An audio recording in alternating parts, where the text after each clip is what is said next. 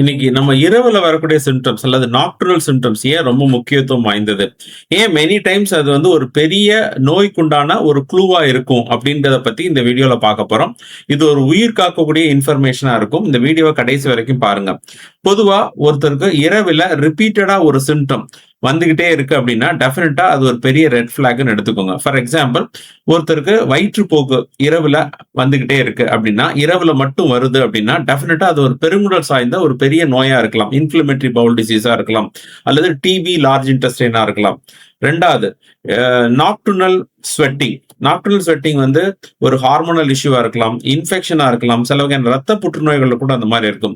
அடுத்து நாக்டுர்னல் பிரெத்லெஸ்னஸ், இரவுல வரக்கூடிய மூச்சு திணறல், அது ஒரு ஹார்ட் ஃபெயிலியரோட சிம்டமா இருக்கலாம். அடுத்தது நாக்டுர்னல் ஃபீவர், இது வந்து ஒரு கிரானிக் இன்ஃபெக்ஷனை சுட்டி காமிக்கலாம், அல்லது ஆட்டோ இம்யூன் கண்டிஷன்ஸ் சுட்டி காமிக்கலாம். சில வகையான ரத்த புற்றுநோய்கள் அல்லது புற்றுநோய்கள்ல கூட இந்த மாதிரி வருவதற்கு வாய்ப்பு இருக்கு. டெஃபினட்டா இரவுல எந்த ஒரு சிம்டம் ரிப்பீட்டடா வந்தாலும் அது ஒரு பெரிய ரெட் ஃபிளாகா இருப்பதற்கு வாய்ப்புகள் அதிகம். ஸோ ஏர்லியா உங்க டாக்டர்கிட்ட போய் அதை காமிக்கிறது மூலமாகவோ அல்லது டிஸ்கஸ் பண்றது மூலமாகவோ ஒரு மிகப்பெரிய நோயோட தாக்கத்துல இருந்து நம்ம தப்பிக்க முடியும். இந்த இன்ஃபர்மேஷன் யூஸ்ஃபுல்லா இருந்துச்சு அப்படின்னா இதை வந்து நிறைய பேருக்கு ஷேர் பண்ணுங்க. இந்த சேனலை சப்ஸ்கிரைப் பண்ணுங்க. வேற ஏதாவது இன்ஃபர்மேஷன் உங்களுக்கு அல்லது கைடன்ஸ் வேணும்னா என்னை கான்டாக்ட் பண்ணுங்க. நன்றி.